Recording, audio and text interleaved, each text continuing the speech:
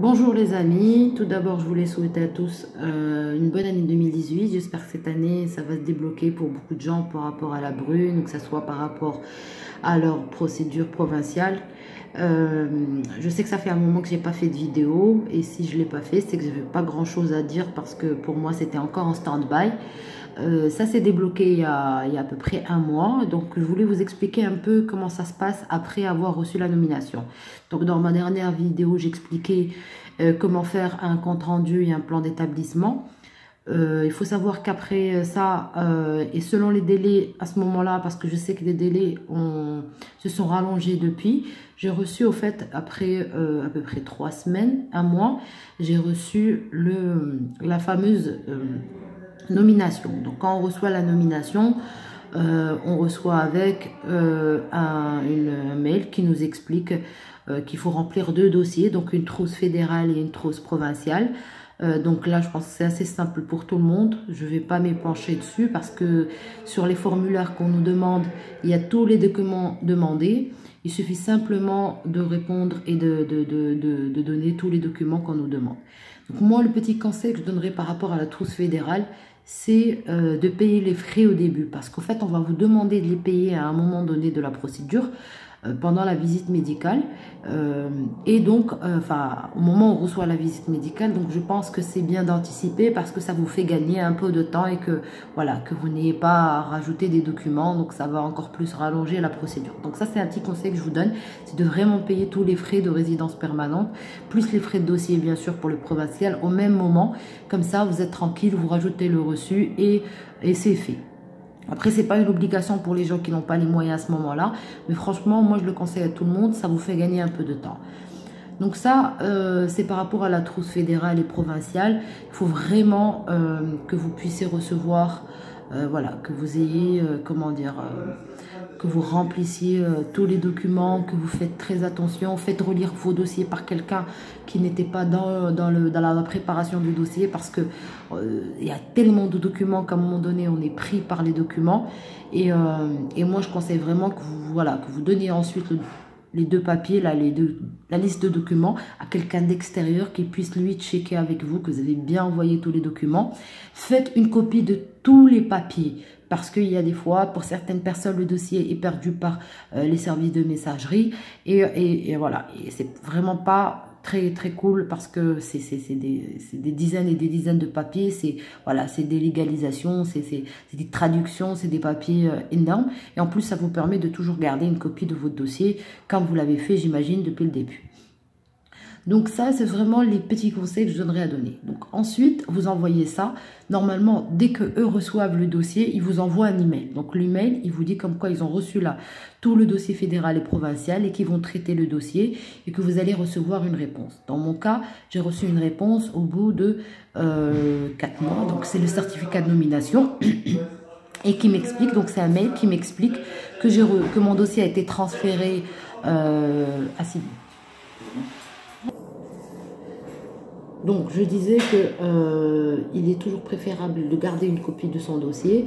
Et voilà. Donc, ensuite, vous recevez un email disant comme quoi votre dossier, comme quoi votre demande a été approuvée, que ils resteront de toute façon en lien avec vous, qu'ils feront le suivi de votre dossier et qu'il faudra ensuite les contacter une fois arrivés sur le territoire canadien dans les 30 jours pour que eux puissent bien sûr clôturer le dossier définitivement et savoir ensuite les statistiques qu'ils ont des personnes. Je pense que c'est surtout pour les statistiques qu'ils veulent savoir. Et voilà. Donc après, ça commence. Je vois que beaucoup de gens se plaignent de l'attente parce que j'ai encore quelques personnes qui m'envoient des messages pour donner un coup de main ou pour des renseignements. Donc je sais que les délais sont très longs. Je sais que c'est devenu encore plus long au niveau provincial que ça l'a été au niveau fédéral. Il faut se dire que le fédéral est encore plus long parce qu'on n'a aucune réponse, on n'a personne à qui parler. Et donc c'est aussi compliqué que pour le provincial. Sauf que la différence c'est que le provincial vous risquez d'avoir une réponse. Au fédéral vous avez une réponse automatisée qui ne veut rien dire et qui ne sert à rien parce qu'ils ne peuvent pas vous donner de délai. Donc moi je vais vous donner 2 cas différents et distants. Donc le mien et celui d'une autre personne qui est du même pays que moi. Donc moi je parle par rapport au Maroc et uniquement par rapport au Maroc. Donc par rapport au Maroc, il y a eu 2 choses.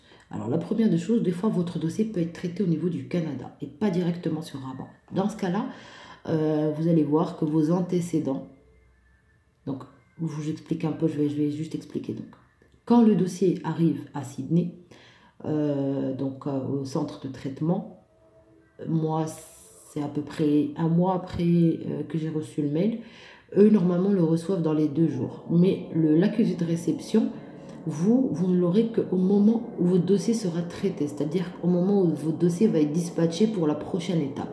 Donc les accusés de réception, c'est toujours ça. Ça veut dire que c'est quelqu'un qui a pris votre dossier, qui l'a lu, qui l'a étudié et qui vous a envoyé un email. Donc à ce moment-là, vous avez un mail. Donc vous recevez 2 mails. Un premier mail disant comme quoi c'est un accusé de réception et ça vous permet d'avoir votre numéro d'identifiant client, donc c'est un numéro qui va vous être utile ensuite pour le suivi de votre dossier, et un numéro de la demande. Donc ça va vous aider ensuite à relier votre demande. Donc le deuxième mail vous explique comment relier votre demande sur le site CIC, et ça vous permet de suivre votre dossier et l'état d'avancement du dossier sur la clé JEC. Donc dès que vous avez ce mail, vous allez lier votre demande. Donc pour lier votre demande, c'est très simple. Il suffit de suivre les instructions, d'avoir toutes les infos et de remettre toutes les infos que vous avez déjà données dans un premier temps. Donc une fois que vous avez ça, vous allez voir qu'au moment d'enregistrer votre demande, vous allez avoir apparaître la demande au complet. C'est-à-dire que le nom du requérant principal, du conjoint, si vous avez un conjoint qui vous accompagne, ou des enfants qui vous accompagnent. Donc il faut vraiment vérifier que vous avez toutes les infos sur la clé GEC, que vous avez bien relié votre demande.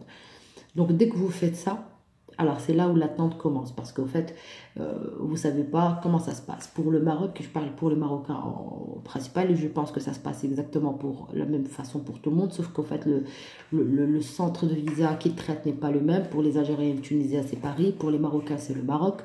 Donc, par rapport à mon cas, moi, j'ai vu mes antécédents à peu près 2 mois, à peu près...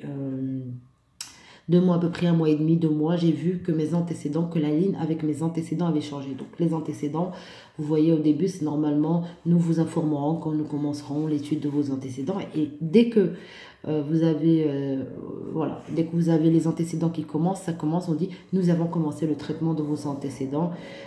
Et donc voilà, donc vous attendez. Donc à ce moment-là, vous attendez. Et ça veut dire que votre dossier est traité au niveau du Canada, c'est-à-dire qu'ils ont commencé par les antécédents et qu'ensuite vous allez avoir en dernière partie la visite médicale et bien sûr la décision finale. Pour un autre cas d'une amie à moi avec qui j'ai traité avec qui j'ai fait le suivi depuis le début de sa procédure, elle a reçu la visite médicale. Donc elle a reçu la visite médicale au bout de 2 mois, donc à peu près les mêmes délais que moi, sauf que moi j'ai eu les antécédents, elle a eu la visite médicale. Donc pour la visite médicale pour les Marocains, moi je vous conseille Dr Bez à Casablanca, parce qu'elle m'a expliqué que ça s'était très bien passé. Je sais que plusieurs Marocains sont passés par ce médecin. Donc voilà, la visite médicale c'est très simple. Moi dès que je la passerai, je vous ferai une vidéo pour vous expliquer comment ça se passe.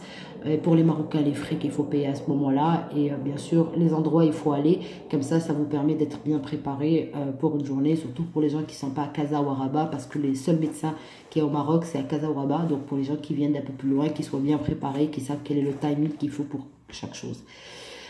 Donc voilà, donc là en ce moment, comme je vous expliquais, je suis en attente bien sûr de la visite médicale. Normalement, je dois recevoir un accusé de réception de Rabat qui m'explique que mon dossier a été transféré, parce que c'est bien Rabat qui traite la visite médicale et non pas le Canada ou un autre pays, une autre ville. Donc, ce qui fait que j'attends la visite médicale. Donc, dès que j'aurai la visite médicale et que je la passerai, je vous expliquerai un peu comment ça se passe. Et à ce moment-là, je vous montrerai un peu en général comment ça se passe. Donc, moi, je vous tiendrai au courant. J'espère que ça va bouger d'ici juin ou juillet. Donc, j'espère que ça va aller pour tout le monde aussi. Je vous souhaite bon courage. Continuez à suivre mes vidéos. Ça va vous permettre ensuite... je vous expliquerai, je vous donnerai à la fin de la procédure mes stats avec les détails détaillés, avec les dates détaillées. Et j'essaierai au maximum à mon départ de vous faire des vidéos quand je serai sur place. que ce soit par rapport à l'installation, que ce soit par rapport à la location, que ce soit par rapport à l'ameublement, que ce soit par rapport au papier qu'il faut préparer. J'essaierai de voir si c'est possible de faire des vidéos, que ce soit même par rapport à la partie douane et bureau d'immigration au Canada. Donc j'essaierai au maximum de vous faire des vidéos à ce moment-là, même si ça sera un peu décalé. Et je vous donnerai des nouvelles. Donc bon courage à tout le monde. Écoutez, partagez ma vidéo si vous voulez, comme ça le maximum de personnes pourra avoir des infos. Et si vous avez des questions, posez-les-moi sous les vidéos, j'essaierai de vous répondre au maximum. Bonne journée à tous et bon courage.